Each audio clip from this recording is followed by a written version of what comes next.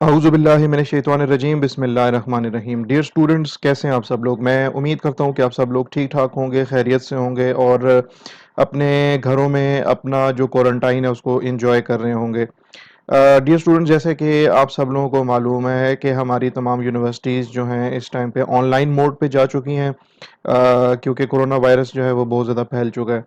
तो ये जो लेक्चर्स की जो एक सीरीज़ आपके सामने आ रही है, उस सीरीज़ का ये बेसिकली ऑनलाइन लेक्चर्स का ये जो है पहला लेक्चर होगा।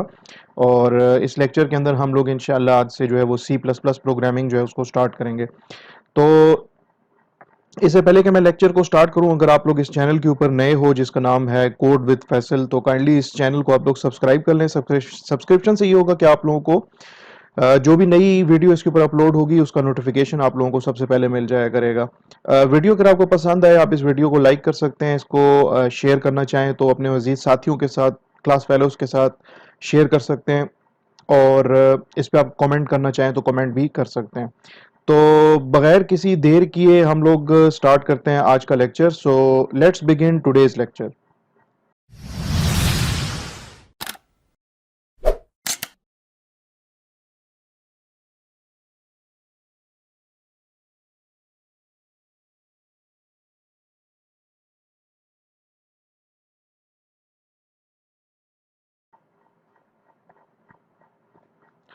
ओके जी, इस लेक्चर के अंदर हमने सी प्लस प्लस प्रोग्रामिंग को जो है वो स्टार्ट करना है। और सी प्लस प्लस प्रोग्रामिंग जो है उसको स्टार्ट करने से पहले ऑब्वियसली कुछ थ्योरेटिकल कॉन्सेप्ट्स हैं, उनका आपको पता होना लाजमी है। जब तक उन थ्योरेटिकल कॉन्सेप्ट्स के बारे में आपको पता नहीं होगा तो आप प्रोग्रामिंग जो है वो नहीं कर पाओगे किसी भी प्रोग्रामिंग लैंग्वेज के अंदर। तो सबसे पहले जी स्टार्ट करते हैं, कुछ कॉन्सेप्ट्स हैं उनको देख लेते हैं प्रोग्रामिंग से रिलेटेड। ठीक है, जनरल कॉन्सेप्ट्स हैं उनको हम स्टडी करते हैं आज। तो सबसे पहले तो जी हम लोग डिस्कस करेंगे कि हम लोग प्रोग्रामिंग जो है वो करते किस लिए हैं। ठीक है,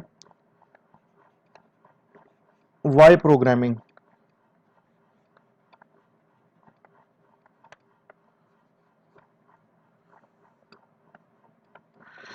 तो इसका सादा सा जवाब है टू डेवलप सॉफ्टवेयर्स। ठीक है, हम प्रोग्रामिंग इसलिए करते हैं ताकि हम क्या डेवलप कर सकें, सॉफ्टवेयर्स डेवलप कर सकें। और जहां तक बात है सॉफ्टवेयर की, तो अगर मैं सॉफ्टवेयर को अगर आप डिफाइन करना चाहो तो आप सॉफ्टवेयर को किस तरीके से डिफाइन कर पाओगे? आप सॉफ्टवेयर को इस तरह से डिफाइन कर पाओगे, आप कह सकते हो कि जनाब सॉफ्टवेयर जो है it is set of programs, ठीक है, written in a programming language.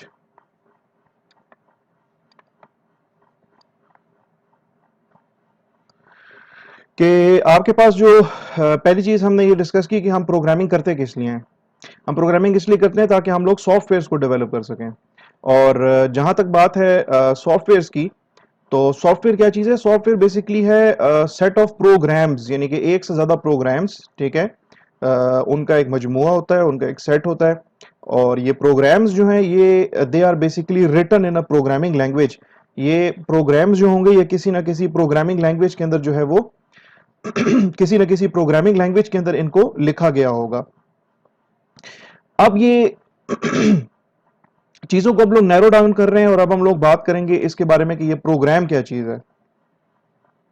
ठीक है, तो प्रोग्राम बेसिकली है सेट ऑफ इंस्ट्रक्शंस होती हैं। ठीक है, अगर मैं प्रोग्राम को डिफाइन करूं तो मैं इस तरीके से इसको डिफाइन कर सकता हूं कि computer program is a set of instructions, ठीक है, which are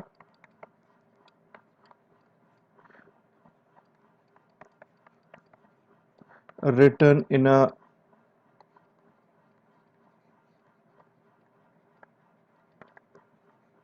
programming language in order to carry out some tasks from computer. तो प्रोग्राम क्या चीज है या कंप्यूटर प्रोग्राम क्या चीज है? Computer program is a set of instructions, ठीक है? इंस्ट्रक्शंस होती हैं प्रोग्राम के अंदर, इंस्ट्रक्शंस होती हैं। किसको इंस्ट्रक्शंस दी हुई होंगी? इंस्ट्रक्शंस दी हुई होंगी जी कंप्यूटर को। These are set of instructions which are written in a programming language, और इन instructions को हम इंग्लिश में, उर्दू में, अरबिक में, फ्रेंच में, किसी डेली लाइफ के अंदर यूज हुई होने वाली जो लैंग्वेजेस हैं उनमें हम नहीं लिखते, बल्कि इनको हम लिखेंगे किसी ना किसी प्रोग्रामिंग लैंग्वेज के अंदर। और क्यों लिखते हैं? In order to carry out some tasks from computer, ताकि हम कोई किसी प्रॉब्लम को सॉल्व कर सकें, किसी टास्क को कैरी आउट करवा सकें। किसके थ्रू? कंप्यूटर के थ्रू। तो बात हमने शुरू की थी वाई प्रोग्रामिंग, कि प्रोग्रामिंग जो है वो किस लिए की जाती है। तो प्रोग्रामिंग का सादा सा आंसर ये है कि ताकि हम लोग कोई सॉफ्टवेयर डेवलप कर सकें। अब सॉफ्टवेयर क्या चीज है? सॉफ्टवेयर पे हमने डिस्कशन की कि software is a set of programs, ठीक है, set of computer programs which are written in a programming language. और प्रोग्राम की जहां तक बात की तो हमने देखा कि प्रोग्राम जो है वो बेसिकली सेट ऑफ इंस्ट्रक्शंस होती हैं which are written in a programming language, जिनको कि किसी प्रोग्रामिंग लैंग्वेज के अंदर लिखा जाता है in order to carry out some tasks from the computer. तो जनाब इस पर्टिकुलर कोर्स के अंदर हम लोग कोई सॉफ्टवेयर डेवलप नहीं करेंगे, बल्कि हम लोग प्रोग्राम्स डेवलप करेंगे। डिफरेंट टाइप्स ऑफ प्रोग्राम्स हम लोग डेवलप करेंगे। जब आप इस काबिल हो जाओगे कि इस कोर्स को आप खत्म कर लो, ये कोर्स जब खत्म हो जाएगा तो इस कोर्स के खत्म होने के बाद आप इस काबिल हो जाओगे कि आप इतने छोटे छोटे सॉफ्टवेयर बना सको, या आप ऐसी मजीद प्रोग्रामिंग लैंग्वेजेस सीख सको कि जिसके अंदर आप सॉफ्टवेयर जो है वो इजीली क्रिएट कर सकें। तो अब हम बात करते हैं कंप्यूटर, और कंप्यूटर से कम्युनिकेट करने के लिए जो लैंग्वेज यूज की जाती है उसके ऊपर हम डिस्कस करते हैं कि हम जब भी कंप्यूटर को कोई टास्क असाइन करते हैं, या जब भी हम लोग कंप्यूटर को कोई इंस्ट्रक्शन देते हैं, तो वो इंस्ट्रक्शन हम किस लैंग्वेज के अंदर लिखेंगे और क्यों हम उस लैंग्वेज के अंदर लिखेंगे, उसकी रीजन क्या है। तो इससे पहले कि हम आगे चलें, मैं इस पेज को इरेज कर लेता हूं।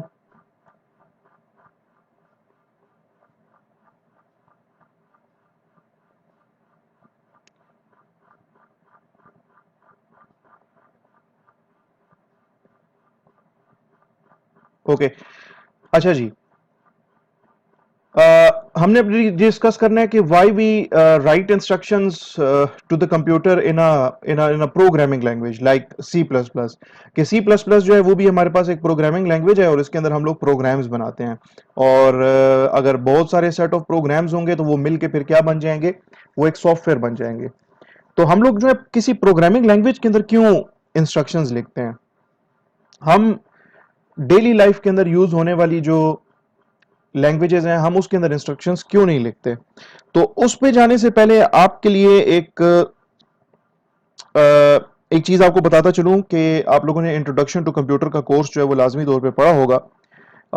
और उसके अंदर आप लोगों ने ये एक एक एक टर्म देखी होगी, या उस पे आपने जो है टीचर ने आपको बताया होगा कि एक लैंग्वेज होती है जिसको कहते हैं बाइनरी लैंग्वेज, ठीक है? बाइनरी लैंग्वेज जो है वो बेसिकली जीरोस और वंस की कॉम्बिनेशन होती है। यानी कि बाइनरी लैंग्वेज एक ऐसी लैंग्वेज है कि जिसके अंदर सिर्फ और सिर्फ दो डिजिट्स होते हैं, या जिसके अंदर जो है ना सिर्फ दो कैरेक्टर्स होते हैं, आइदर जीरो और वन। जैसे इंग्लिश है, इंग्लिश में आपके पास जो है ना वो ए से लेके जेड तक 26 कैरेक्टर्स हैं, ठीक है? तो ये जो बाइनरी लैंग्वेज है, ये एक ऐसी लैंग्वेज है, इसके अंदर दो कैरेक्टर्स हैं, जीरो और वन, और इसके अंदर जो भी लफ्ज बनेंगे, जो भी वर्ड्स बनेंगे, तो वो इन्हीं जीरोस और वंस की कॉम्बिनेशन से बनेंगे। ठीक है जी। तो कंप्यूटर जो है ना आपका, ठीक है, कंप्यूटर जो है, जो पीसी है आपका, वो बेसिकली एक डंप डंप मशीन है। यानी कि उसको कुछ कुछ मतलब ना उसमें सोचने की सलाहियत है, ना उसमें सुनने की सलाहियत है, ना उसमें खुद से कुछ करने की सलाहियत है। और चूंकि ये एक इलेक्ट्रॉनिक डिवाइस है, तो इलेक्ट्रॉनिक डिवाइस होने के की वजह से ये जिस जुबान को समझता है, दुनिया की एक ही जुबान को ये समझता है, और वो है बेसिकली आपकी binary language. So the PC, a personal computer, only understands binary language. ठीक है। तो फिर तो हमें जब इस कंप्यूटर के साथ जब कुछ कम्युनिकेट करना पड़ेगा, हमें जब इसके अंदर इसको कोई टास्क असाइन करना पड़ेगा, हमें जब इसको कुछ इंस्ट्रक्शंस देनी पड़ेंगी, तो फिर तो हमें इसको बाइनरी लैंग्वेज के अंदर इंस्ट्रक्शन देनी पड़ेगी। लेकिन मसला यह है कि नॉर्मल ह्यूमन बीइंग्स के लिए जो बाइनरी लैंग्वेज है, वो उसको अंडरस्टैंड करना, उसको सीखना, उसको उसमें उसमें बात करना, इट इज क्वाइट इम्पॉसिबल। ठीक है, बहुत ही यानी कि मुश्किल काम है बाइनरी लैंग्वेज को समझना। लेकिन कंप्यूटर जो है ना, वो सिर्फ एक ही जुबान समझता है, और वो कौन सी जुबान है? वो बाइनरी लैंग्वेज है। तो हम जो इंस्ट्रक्शंस लिखते हैं, हम जो इस कंप्यूटर को जब इंस्ट्रक्शंस लिखेंगे, इसको इसको इसको इसको जब हम कुछ इंस्ट्रक्शंस देंगे कि यार फला फला फला इंस्ट्रक्शंस को आप कैरी आउट करें, इन इंस्ट्रक्शंस को आप जो है ना वो एग्जीक्यूट करें, तो वो इंस्ट्रक्शंस हम किस में लिखेंगे? वो इंस्ट्रक्शंस हम लिखेंगे जी किसी ना किसी प्रोग्रामिंग लैंग्वेज के अंदर। वो प्रोग्रामिंग लैंग्वेज कौन सी हो सकती है? ऑब्वियसली हम जो प्रोग्रामिंग लैंग्वेज सीख रहे हैं वो सी प्लस प्लस है। वो प्रोग्रामिंग लैंग्वेज सी लैंग्वेज भी हो सकती है। वो प्रोग्रामिंग लैंग्वेज जो है वो जावा भी हो सकती है। वो प्रोग्रामिंग लैंग्वेज जो है वो पाइथन प्रोग्रामिंग लैंग्वेज भी हो सकती है, एंड सो ऑन। इस तरीके से बहुत सारी दुनिया के अंदर बहुत सारी प्रोग्रामिंग लैंग्वेजेस जो है वो एग्जिस्ट करती हैं। तो आप जो है कंप्यूटर को जब भी कोई इंस्ट्रक्शन देना चाहो, तो वो आप इन प्रोग्रामिंग लैंग्वेजेस में से किसी भी एक प्रोग्रामिंग लैंग्वेज के अंदर इंस्ट्रक्शन लिख के और अपने कंप्यूटर को दे सकते हो, ताकि वो इन इंस्ट्रक्शंस को एग्जीक्यूट कर पाए। अब सी प्लस प्लस की हम बात करेंगे स्पेसिफिकली, क्योंकि हम लोगों ने जो प्रोग्रामिंग करनी है, हम लोगों ने जो इंस्ट्रक्शंस लिखनी है, हमने जो कंप्यूटर से जो टास्क परफॉर्म करवाने हैं, वो सी प्लस प्लस प्रोग्रामिंग के अंदर हमने परफॉर्म करवाने हैं। तो सी प्लस प्लस प्रोग्रामिंग जो है, प्रोग्रामिंग लैंग्वेज जो है, इसके अपने अपने यानी कि आप कह सकते हैं कि इसके अपने set of rules and regulations हैं, जिनको आपको फॉलो करना पड़ेगा, like any other natural language. यानी कि उर्दू की अगर हम बात करें, तो उर्दू की अपनी ग्रामर है, उर्दू के अंदर अपने कुछ उसके रूल्स हैं, रेगुलेशंस हैं, जिनको आपको फॉलो करना पड़ेगा। अगर आप उनको फॉलो नहीं करोगे, तो आपकी कम्युनिकेशन जो है वो सही तरीके से नहीं हो पाएगी।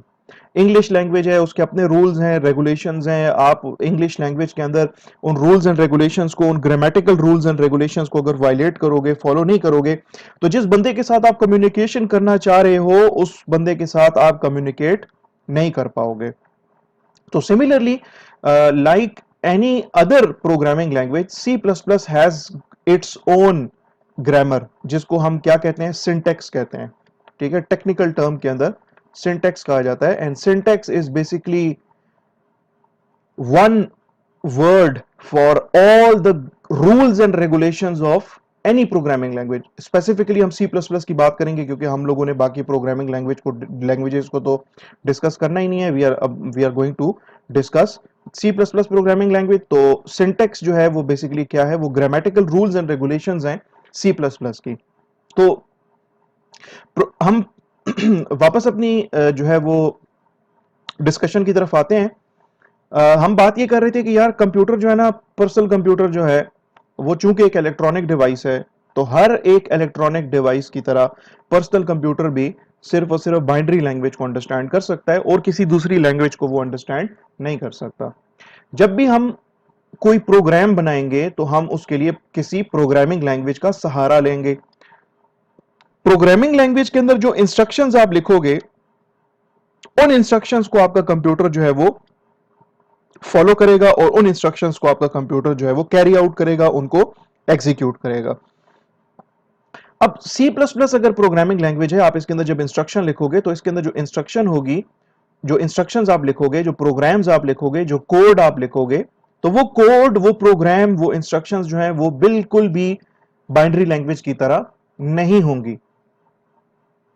बल्कि इंग्लिश की तरह के वर्ड्स होंगे, इंग्लिश की तरह के अल्फाज होंगे, आप देखोगे, क्योंकि हमने आगे इस कोर्स के अंदर यही C plus plus programming language को ही डिस्कस करना है, तो आप देखोगे इसके अंदर इंग्लिश की तरह के अल्फाज हैं, इसमें बाइनरी लैंग्वेज की तरह के जीरोज और वंस इसके अंदर मौजूद नहीं होंगे। तो अब सवाल ये पैदा होता है कि एक तरफ मैं ये कह रहा हूं कि कंप्यूटर जो है, जो पर्सनल कंप्यूटर है, चूंकि एक इलेक्ट्रॉनिक डिवाइस है और ये सिर्फ और सिर्फ बाइनरी लैंग्वेज को अंडरस्टैंड कर सकता है, इसके अलावा किसी भी किसी भी लैंग्वेज को वो अंडरस्टैंड नहीं कर सकता।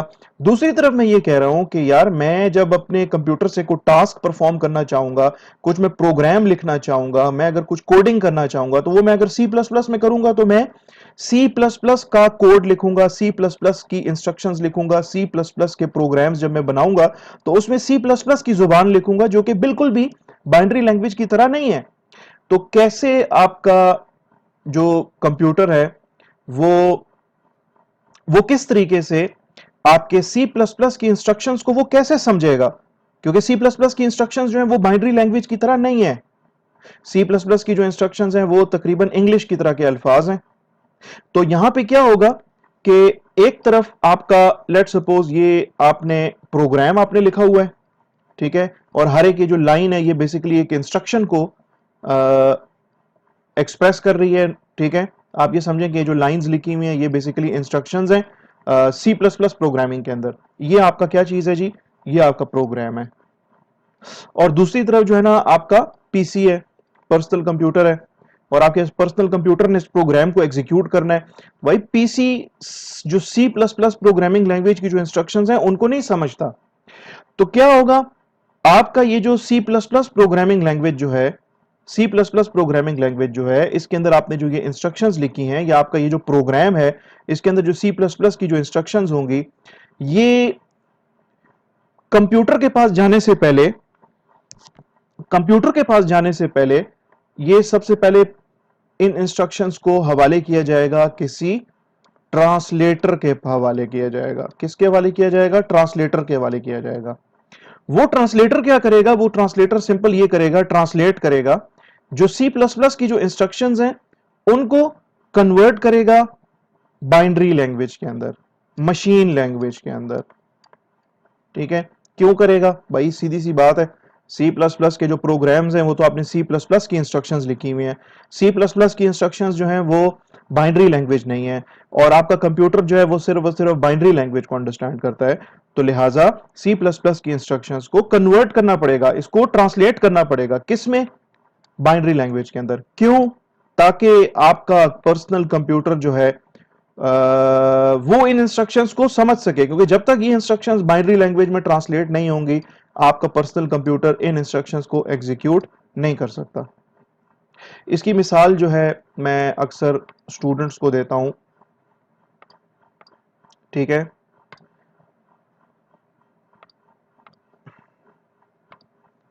इसकी मिसाल मैं अक्सर स्टूडेंट्स को देता हूं कुछ इस तरीके से कि लेट सपोज दो बंदे हैं, ये बंदा जो है ये एक फ्रेंच बंदा है, इसको फ्रेंच के अलावा और कोई जुबान नहीं आती है, ठीक है। ये सिर्फ और सिर्फ फ्रेंच लैंग्वेज बोल सकता है। इसी तरीके से यहां पे एक बंदा है जो कि अरबी है, अरेबिक है, इसको अरेबिक के अलावा दुनिया की और कोई लैंग्वेज नहीं आती, और इसको फ्रेंच के अलावा दुनिया की कोई लैंग्वेज नहीं आती। अब ये दो बंदे जब आपस में कम्युनिकेट करेंगे, ये फ्रेंच अरेबिक के साथ और अरेबिक फ्रेंच के साथ, तो क्या होगा? ये फ्रेंच में बोल रहा होगा, ये अरेबिक में जवाब दे रहा होगा। इस फ्रेंच की इस अरेबिक को समझ नहीं आ रही होगी, इस अरेबिक बंदे की इस फ्रेंच बंदे को समझ नहीं आ रही होगी, तो ये आखिर में क्या करना शुरू कर देंगे? ये साइन लैंग्वेज में बात करना शुरू कर देंगे, यानी कि इशारों की जुबान में, ठीक है।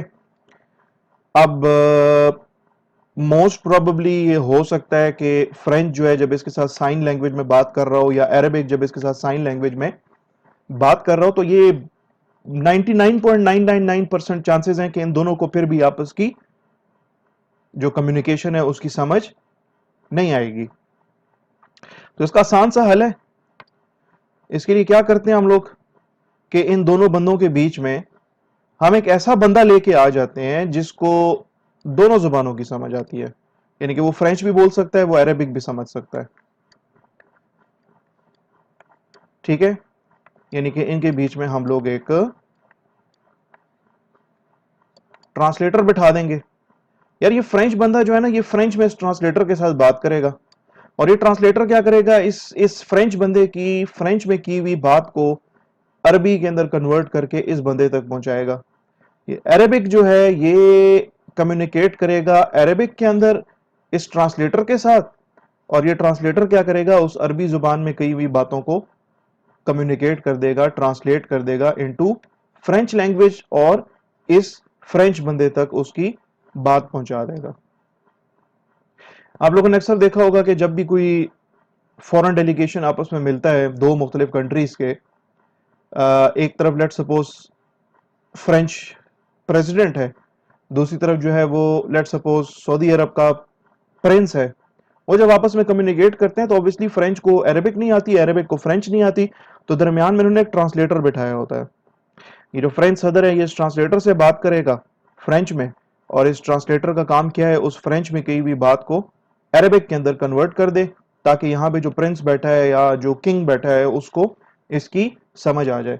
और फिर इसके बाद जब ये इसका जवाब देगा तो ये अरबी में जवाब देगा, ट्रांसलेटर उसको अरेबिक जो है उसको कन्वर्ट कर देगा किस में, फ्रेंच में, ताकि फ्रेंच प्रेसिडेंट को इसकी बात समझ में आ जाए।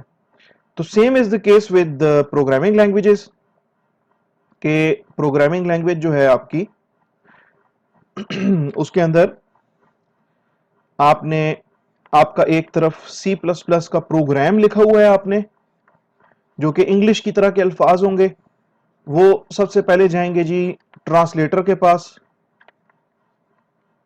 और ट्रांसलेटर जो है उसको कन्वर्ट करेगा एक ऐसी जुबान में जिसको कि आपका पर्सनल कंप्यूटर जो है उसको समझ सके। और वो जुबान कौन सी है वो हम ऑलरेडी डिस्कस कर चुके हैं, वो जुबान जो है वो बाइनरी लैंग्वेज है।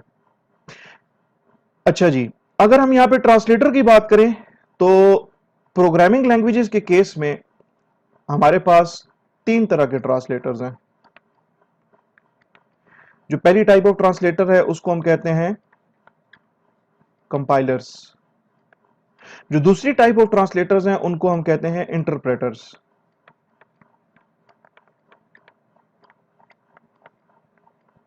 और जो तीसरी टाइप ऑफ ट्रांसलेटर्स हैं उसको हम लोग असेंबलर्स कहते हैं, या असेंबलर कहेंगे। तीनों टाइप ऑफ ट्रांसलेटर्स का काम एक ही है, तीनों टाइप ऑफ ट्रांसलेटर्स का काम एक ही है, conversion of programming language code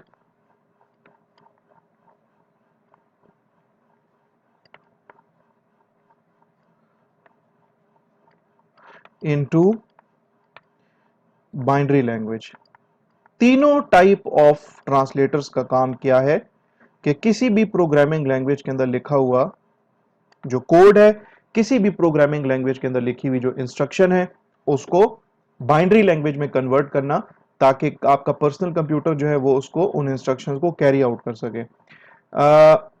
आपका जो सी प्लस प्लस है प्रोग्रामिंग लैंग्वेज है, वो एक तरह की प्रोग्रामिंग लैंग्वेज है। उसके अंदर ना कंपाइलर लगा हुआ है, यानी कि उसके अंदर जो ट्रांसलेटर है ना वो कंपाइलर है। ठीक है, इस तरीके से कुछ प्रोग्रामिंग लैंग्वेजेस हैं, जैसे कि जावास्क्रिप्ट एक प्रोग्रामिंग लैंग्वेज है, उसके अंदर जो ट्रांसलेटर लगा हुआ है ना वो इंटरप्रेटर कहलाता है। और इसी तरीके से आपके पास एक प्रोग्रामिंग लैंग्वेज ऐसी है जिसका नाम असेंबली लैंग्वेज है, उसके अंदर असेंबलर लगा हुआ है। ठीक है, तो कंपाइलर और असेंबलर के अंदर जो है वो मेजर डिफरेंस ये है, कंपाइलर के अंदर और इंटरप्रेटर के अंदर मेजर डिफरेंस ये है कि लेट सपोज ये आपने एक प्रोग्राम लिखा है सी प्लस प्लस का, ये जो एक लाइन है ये बेसिकली डिपिक्ट कर रही है, रिप्रेजेंट कर रही है एक इंस्ट्रक्शन को। ठीक है, जनरल इंस्ट्रक्शन है ये। अगर प्रोग्राम है सी प्लस प्लस का, तो सी प्लस प्लस के अंदर जो ट्रांसलेटर लगा हुआ है उस ट्रांसलेटर का नाम है कंपाइलर। कंपाइलर क्या करेगा कि आपकी ये तमाम की तमाम जो इंस्ट्रक्शंस हैं इनको एक ही दफा में, इन वन गो, एक ही दफा इन तमाम इंस्ट्रक्शंस को ट्रांसलेट करेगा किसके अंदर, बाइनरी लैंग्वेज के अंदर। और अगर आपने सी प्लस प्लस की प्रोग्रामिंग लैंग्वेज के जो रूल्स एंड रेगुलेशंस हैं जिनका जिक्र हमने थोड़ी देर पहले किया था, अगर उसकी आपने अगर वायलेशन की है तो आखिर में आपको बता देगा कि यार फलां फलां फलां लाइन के ऊपर जो है ना सिंटेक्स एरर है, आप इसको काइंडली ठीक कर लें। इसी तरीके से आपके पास एक प्रोग्रामिंग लैंग्वेज है जिसको हम कहते हैं जावास्क्रिप्ट। जावास्क्रिप्ट के अंदर जो इंस्ट्रक्शंस हैं, for example these are the instructions written in JavaScript. ठीक है, मैं यहां पे लिख देता हूं जावा स्क्रिप्ट, ये एक प्रोग्रामिंग लैंग्वेज का नाम है। इसकी जब कन्वर्जन होगी, जो ट्रांसलेशन होगी इसकी इंस्ट्रक्शंस की, तो वो ऑब्वियसली किस में होगी, वो भी at the end of the day binary language में होगी। लेकिन ट्रांसलेट करने के लिए जावास्क्रिप्ट के केस में जो ट्रांसलेटर यूज होगा, वो ट्रांसलेटर जो है वो कंपाइलर नहीं होगा, बल्कि वो इंटरप्रेटर होगा। यानी कि दिस इज नेम इंटरप्रेटर या compiler is basically a name given to set of different translators. और कंपाइलर और इंटरप्रेटर में फर्क क्या है कि कंपाइलर जो है वो प्रोग्रामिंग लैंग्वेज की तमाम इंस्ट्रक्शंस को एक ही दफा में ट्रांसलेट कर देगा, और अगर कुछ एरर्स नहीं है तो उन इंस्ट्रक्शंस को वो एग्जीक्यूट करेगा, उन इंस्ट्रक्शंस को वो कैरी आउट करेगा, उन इंस्ट्रक्शंस को वो रन कर देगा। जबकि इंटरप्रेटर के केस में क्या होगा कि इंटरप्रेटर ये करेगा कि वो लाइन बाय लाइन इंस्ट्रक्शन को उठाएगा। मिसाल के तौर पे ये पहली इंस्ट्रक्शन है जी, इस पहली इंस्ट्रक्शन को उठाएगा, इसको कन्वर्ट कर देगा बाइनरी लैंग्वेज में, और उसके बाद इस इंस्ट्रक्शन को एग्जीक्यूट करेगा या रन कर देगा। फिर बारी आएगी दूसरी इंस्ट्रक्शन की, दूसरी इंस्ट्रक्शन को उठाएगा, उसको बाइनरी लैंग्वेज में कन्वर्ट करेगा, और उसके बाद जो है इस इंस्ट्रक्शन को कंप्यूटर आपका जो है वो कैरी आउट करेगा, एग्जीक्यूट करेगा। फिर उसके बाद बारी आएगी तीसरी इंस्ट्रक्शन की, ये तीसरी इंस्ट्रक्शन जाएगी आपके इंटरप्रेटर के पास, इंटरप्रेटर इसको इसको ट्रांसलेट करेगा बाइनरी लैंग्वेज के अंदर, और फिर जब ये सक्सेसफुली बाइनरी लैंग्वेज में ट्रांसलेट हो जाएगी तो आपका कंप्यूटर जो है वो इस तीसरी इंस्ट्रक्शन को एग्जीक्यूट करना शुरू कर देगा। फिर बारी आएगी चौथे, पांचवें, छठे, सातवें, आठवें, ठीक है, यानी कि आपकी जितनी भी इंस्ट्रक्शंस हैं वो बारी बारी पहले पहले होंगी ट्रांसलेट इनटू बाइनरी लैंग्वेज, फिर उसके बाद एग्जीक्यूट होंगी, फिर उसके बाद दूसरी लैंग्वेज आपकी दूसरी इंस्ट्रक्शन जो है वो बाइनरी लैंग्वेज में कन्वर्ट होगी, ट्रांसलेट होगी, और वो भी एग्जीक्यूट होगी। कंपाइलर की तरह नहीं, कंपाइलर क्या करते हैं, तमाम की तमाम इंस्ट्रक्शंस को एक ही दफा उठाएगा, बाइनरी लैंग्वेज में कन्वर्ट करेगा और आपके प्रोग्राम को एग्जीक्यूट करना शुरू कर देगा। इंटरप्रेटर क्या करता है, आपकी एक इंस्ट्रक्शन को उठाएगा, उसको पहले बाइनरी में कन्वर्ट करेगा, एग्जीक्यूट करेगा, फिर सेकंड इंस्ट्रक्शन को उठाएगा, बाइनरी लैंग्वेज में कन्वर्ट करेगा और उसको एग्जीक्यूट करेगा, फिर तीसरी इंस्ट्रक्शन को उठाएगा, बाइनरी लैंग्वेज में कन्वर्ट करेगा और उसको एग्जीक्यूट करेगा, चौथी इंस्ट्रक्शन को उठाएगा, बाइनरी लैंग्वेज में कन्वर्ट करेगा और उसको एग्जीक्यूट करेगा। तो ये बेसिकली ये एक बहुत ही एक मेजर फर्क है कंपाइलर्स के बीच में और इंटरप्रेटर्स के बीच में। तो आई होप कि ये आपको समझ आ गई होगी।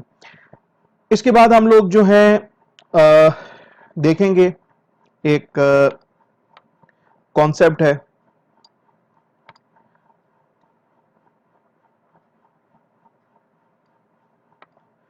जिसको हम कहते हैं आईडीई। ठीक है, IDE. IDE basically stands for integrated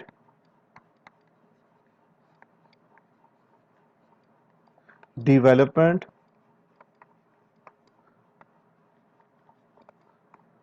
environment.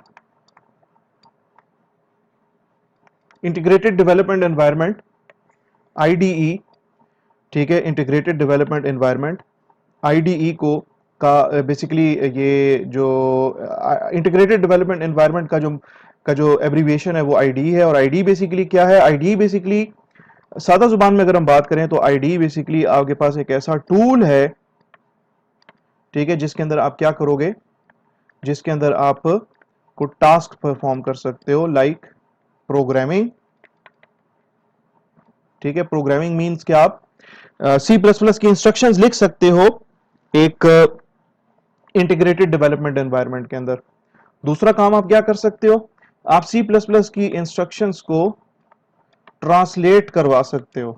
ठीक है, ट्रांसलेट करने का जो टेक्निकल जो टर्म यूज की जाती है सी प्लस प्लस के अंदर, that is compiling your code.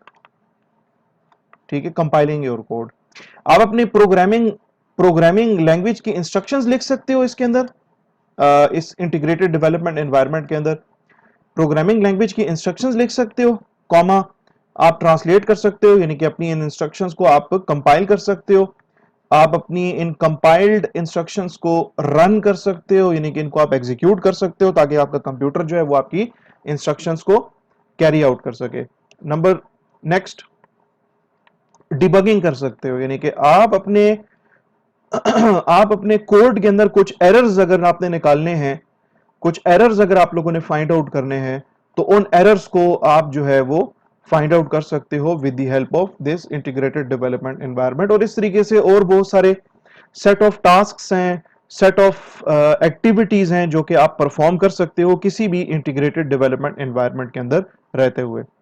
तो वैसे तो C plus plus programming language के लिए बहुत सारी इंटीग्रेटेड डेवलपमेंट एनवायरनमेंट्स मौजूद हैं, लेकिन हम लोग जिस इंटीग्रेटेड डेवलपमेंट एनवायरनमेंट को यूज करते हुए अपनी सी प्लस प्लस के प्रोग्राम्स लिखेंगे, उस इंटीग्रेटेड डेवलपमेंट एनवायरनमेंट का नाम है जी कोड ब्लॉक्स।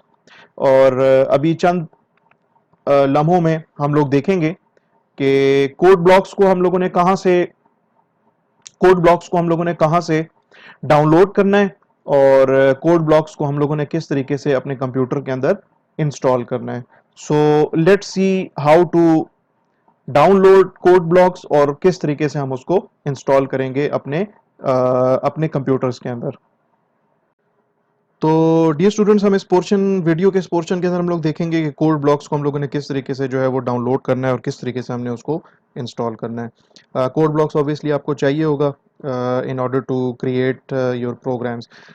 तो इसके लिए आप लोग जो है अपना कोई भी ब्राउजर ओपन कर लें, उसमें कोड ब्लॉक्स लिख लें, इसको सर्च कर लें, आपके पास ये कोड ब्लॉक्स का codeblocks.org वेबसाइट का लिंक आ जाएगा, आप इसको क्लिक कर लें और इसके अंदर आपके पास ये कोड ब्लॉक्स की वेबसाइट ओपन हो जाएगी जिसमें ये डाउनलोड्स का ऑप्शन है, आपने इसको क्लिक करना है। फिर इसके बाद यहाँ पे डाउनलोड दी बाइनरी का ऑप्शन है, डाउनलोड द सोर्स कोड का ऑप्शन है। ठीक है, आप लोगों ने क्या करना है कि डाउनलोड द बाइनरी रिलीज, इसको आप क्लिक कर लेंगे और इसको क्लिक करने के बाद आप थोड़ा सा नीचे स्क्रॉल कर लें तो ये आपको विंडोज ऑपरेटिंग सिस्टम से रिलेटेड जो है वो आईडीई डाउनलोड करने के आपके पास ऑप्शंस आ जाएंगी। जो पहला ऑप्शन है वो है जी code blocks dash 13.12 dash setup dot exe. ये दूसरा ऑप्शन है कोड ब्लॉक्स डैश 13.12 मिंग डब्ल्यू dash setup dot exe.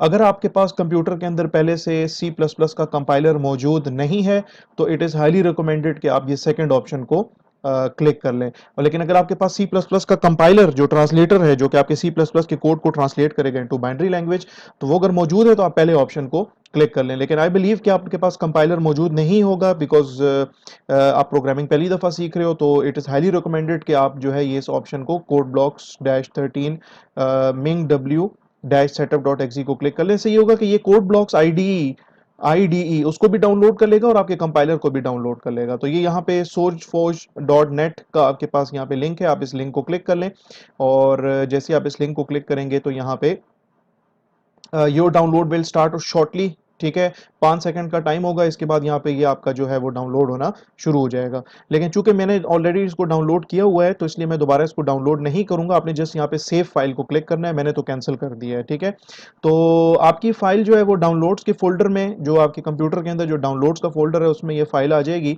Code blocks dash 13.12 मिंग डब्ल्यू डॉट सेटअप। इसको आपने डबल क्लिक करके इस फाइल को ओपन कर लेना है। यहाँ पे आपके पास एक पॉपअप विंडो आ जाएगी, इसमें आपने येस का बटन क्लिक कर लेना है और इसमें जो है जैसे आप यस का बटन क्लिक करेंगे तो जो कोड ब्लॉक्स की जो इंस्टॉलेशन है वो स्टार्ट हो जाएगी। आपके पास एक विजिट है, इसमें नेक्स्ट का बटन है, इसको आपने क्लिक करना है और यहाँ पे कुछ टर्म्स एंड कंडीशंस हैं, इनको जो है आप जो है वो आई एग्री का बटन क्लिक करते हुए इनको एग्री कर लें। जितने ऑप्शंस यहाँ पे सिलेक्टेड हैं आपने इनको ऐसे ही छोड़ देना है और बटन प्रेस कर देना है इंस्टॉल का। तो यहाँ पे आपकी जो कोड ब्लॉक्स आईडी है उसकी इंस्टॉलेशन जो है वो स्टार्ट हो जाएगी, थोड़ा टाइम लगेगा और आपका कोड ब्लॉक्स जो है वो इस तरीके से इंस्टॉल हो जाएगा। यहाँ पे यस का बटन है, आपने अगर कोड ब्लॉक्स को रन करना है, आपका कोड ब्लॉक्स जो है वो इंस्टॉल हो चुका है आपके कंप्यूटर में, अगर आपने इसको रन करना है तो आप यस का बटन क्लिक कर लें, अगर आपने रन नहीं करना तो आप नो का बटन जो है वो क्लिक कर लें। ठीक है, आपका कोड ब्लॉक्स का जो आइकन है वो भी यहाँ पे आपको नजर आ रहा होगा। तो मैं येस को प्रेस कर देता हूँ और नेक्स्ट का बटन है और फिनिश का बटन है, मैं उसको प्रेस कर देता हूँ। तो यहाँ पे मेरा कोड ब्लॉक्स जो है वो ओपन हो रहा है, ये आईडी मेरी ओपन हो रही है, इसका इंटरफेस है वो भी आपको मैं दिखा देता हूँ यहाँ पे। जैसे ही ओपन होगा तो ये आपसे कहेगा कि यार GNU GCC कंपाइलर डिटेक्टेड, यानी कि आपने जब कोड ब्लॉक्स को यहाँ पे जब डाउनलोड जिस टाइम पे किया था तो आपने मिंग डब्ल्यू कंपाइलर का भी कहा था कि मिंग डब्ल्यू कंपाइलर जो है उसको भी साथ ही जो है वो डाउनलोड कर लें। इस वजह से ये आपसे कह रहा है कि ये कंपाइलर को भी इसने ऑलरेडी ऑटोमेटिकली जो है वो इसने डिटेक्ट कर लिया है। अगर मैं आपको सी ड्राइव में लेके जाऊं, प्रोग्राम फाइल्स का फोल्डर है उसके अंदर आपको अगर मैं लेके चला जाऊं जहां पे ये आपका जो कोड ब्लॉक्स जो है वो इंस्टॉल हुआ है, सॉरी प्रोग्राम फाइल्स x86, इसको अगर मैं क्लिक करूं तो इसके अंदर अगर आप देखें कोड ब्लॉक्स का ये फोल्डर है। इस फोल्डर को अगर मैं ओपन करूं तो सबसे पहले ही एक फोल्डर मुझे मिल जाएगा मिंग डब्ल्यू के नाम से, जो कि बेसिकली मेरा कंपाइलर है। और मिंग डब्ल्यू फोल्डर के अंदर बिन का जो फोल्डर है इसको अगर मैं ओपन करूं तो ये बेसिकली आपके सी प्लस प्लस के प्रोग्राम को कंपाइल करने के लिए जितनी भी बाइनरी फाइल्स चाहिए, जितनी भी फाइल्स रिक्वायर्ड हैं, वो सारी आपको यहाँ पे नजर आ रही होंगी। तो इस वजह से ये आपसे कह रहा है कि यार GNU GCC compiler has been detected. आपने यहाँ पे जस्ट इसको ओके प्रेस कर देना है। ये विंडो आपको सिर्फ एक ही दफा स्टार्ट में नजर आएगी और उसके बाद यहाँ पे आपने इसको कुछ भी नहीं छेड़ना, जस्ट ओके का बटन आपने यहाँ पे क्लिक कर देना है। आपने फाइल मेन्यू पे जाना है। फाइल मेन्यू को आपने क्लिक करना है क्योंकि जब भी हमको प्रोग्राम बनाएंगे, अच्छा फाइल मेन्यू पे न्यू का ऑप्शन है, न्यू के ऑप्शन में प्रोजेक्ट की विंडो है, आप उसको ओपन करेंगे तो आपके पास ये मुख्तलिफ किस्म के प्रोजेक्ट्स नजर आ जाएंगे। हम लोगों ने जितना भी काम करना है, हम लोगों ने ये जो कंसोल एप्लीकेशन है इसको हमने क्लिक करना होगा, हमने कंसोल एप्लीकेशन बनानी है और इसको मैं ओके कर दूंगा। यहाँ पे मैं नेक्स्ट का बटन क्लिक करके और यहाँ से और मेक श्योर करूंगा कि C++ सेलेक्टेड है। यहाँ पे मैं अपने प्रोजेक्ट को टाइटल दूंगा। मैं जब भी कोई C++ का प्रोग्राम बनाऊंगा तो उसके लिए मुझे प्रोजेक्ट बनाना पड़ेगा। तो मेरे C++ के प्रोग्राम का मैं जो टाइटल है वो मैं देता हूँ टेस्ट, ठीक है। और मैं फिर यहाँ पे बताऊंगा कि मैंने इसको किधर सेव करना है, किस लोकेशन पे अपने कंप्यूटर के अंदर मैंने इसको सेव करना है, वो भी मैं यहाँ पे डिस्कस करूंगा। मैं कहता हूँ यार मैं माय डॉक्यूमेंट्स के अंदर इसको स्टोर करना चाहता हूँ, फिर मैं नेक्स्ट का बटन प्रेस करूंगा और इस ऑप्शन को ऐसे ही छोड़ दें और फिनिश का बटन क्लिक कर देंगे। यहाँ पे अगर आप देखें तो ये वर्क स्पेस विंडो इसको कहते हैं, प्रोजेक्ट विंडो इसको कहते हैं। यहाँ पे आपके पास ये टेस्ट नाम का एक प्रोजेक्ट बन गया है और जिसमें ये नीचे अगर आप देखें तो सोर्सेस का ऑप्शन है। सोर्सेस को मैं क्लिक करूंगा तो इसमें एक फाइल ऑलरेडी बनी हुई होगी जिसका नाम होगा main.cpp। cpp का मतलब है C++, यानी कि हर वो फाइल जिसका एक्सटेंशन cpp होगी उसका उसके अंदर C++ का कोड लिखा होगा। तो एक सैंपल एक कोड इसके अंदर ऑलरेडी लिखा हुआ है C++ का। एक प्रोग्राम ऑलरेडी छोटा सा बना हुआ है जो कि क्या करेगा कि अच्छा, इसका फॉन्ट जो है बड़ा करने का तरीका ये है कि आप कंट्रोल के बटन को प्रेस कर लें और माउस का स्क्रॉलर जो है उसको ऊपर नीचे करें तो उसका फॉन्ट भी बड़ा छोटा हो जाएगा। अब मैं क्या करता हूँ, इसको सेव करता हूँ। सेव करने के लिए मैं इस बटन को क्लिक किया, उसके बाद मैं बिल्ड के ऑप्शन पे आता हूँ। बिल्ड का मेन्यू है, इसमें बिल्ड का ऑप्शन है, या तो मैं इसको क्लिक कर लूंगा या इस बटन को क्लिक कर लूंगा। इसको क्लिक करने से ये होगा कि मेरा जो प्रोग्राम है वो कंपाइल होना शुरू हो जाएगा और जब कंपाइल होना शुरू हो जाएगा, कंपाइलेशन जब खत्म हो जाएगा तो यहाँ पे ये ऑप्शन आएगी, जितने भी एरर्स होंगे मुझे बताया जाएगा कि यार इस प्रोग्राम में इतने एरर्स हैं या इतने वार्निंग्स हैं। तो जीरो एरर्स हैं, जीरो वार्निंग्स हैं। इस प्रोग्राम में किसी किस्म का कोई एरर नहीं है, इस प्रोग्राम के अंदर किसी भी किस्म का कोई भी जो है वो वार्निंग नहीं है। अब इसको रन करने के लिए ये प्ले का बटन है, यहाँ पे अगर आप देख लें तो, या फिर आप बिल्ड के मेन्यू में चले जाएं और यहाँ पे रन का ऑप्शन है, आपको इसको भी क्लिक करके आप अपने इस प्रोग्राम को रन कर सकते हैं। इसको मैं जब रन करूंगा तो ये कंसोल, इसको हम कहते हैं कंसोल विंडो, ये कंसोल विंडो ओपन हो जाएगी जो कि ब्लैक कलर की स्क्रीन है जिसके ऊपर आपको ये जो हेलो वर्ल्ड लिखा हुआ आ रहा है, ये हेलो वर्ल्ड आपको लिखा हुआ नजर आएगा। तो इस तरीके से आप लोग जो है अपने कोड ब्लॉक्स को इस तरीके से आप लोग डाउनलोड करके और इस तरीके से आप इंस्टॉल कर सकते हैं। तो डियर स्टूडेंट्स, ये था आज का लेक्चर। आई बिलीव कि आप लोगों को आज का लेक्चर जो है वो इन्फॉर्मेटिव लगा होगा। मुझे ये भी उम्मीद है कि आप लोगों को जो है इसकी बिल्कुल समझ आ गई होगी और मैं इस बात की भी उम्मीद करता हूँ कि आप लोगों ने मेरे इस चैनल को जिसका नाम कोड विद फैसल है इसको ऑलरेडी सब्सक्राइब कर लिया हुआ है। अगर सब्सक्राइब नहीं किया हुआ तो काइंडली इसको सब्सक्राइब कर लें। सब्सक्रिप्शन से ये होगा कि आप लोगों को जो भी नई वीडियो आएगी इस चैनल के ऊपर उसका नोटिफिकेशन सबसे पहले मिल जाया करेगा थ्रू ईमेल। और आज की वीडियो अगर आपको पसंद आई हो तो इसको आप लाइक करना चाहें तो लाइक कर सकते हैं, शेयर करना चाहें तो शेयर कर सकते हैं। आज के लिए इतना काफ़ी है, मिलते हैं नेक्स्ट वीडियो के अंदर। तब तक आप लोग अपना ढेर सारा ख्याल रखें। Take care of yourselves. अल्लाह हाफिज़।